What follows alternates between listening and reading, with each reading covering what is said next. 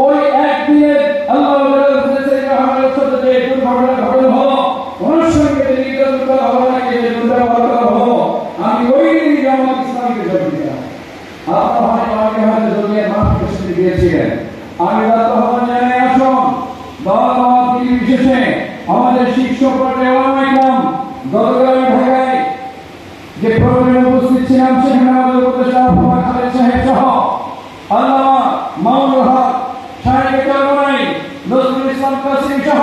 অসংখ্য ওলামায়ে কেরাম এক মঞ্চে সেখানে ছিলেন। সম্মানিত উপস্থিতি শীর্ষস্থানীয় ওলামায়ে কেরাম সকল ইসলামিক রাজনৈতিক দলের শীর্ষস্থানীয় ওলামায়ে কেরাম একত্রিত হয়ে আগামী দিন পথ কি করে চলা যায়, রাজনৈতিক প্রেক্ষাপটের পরিবর্তন কি করে আনা যায়,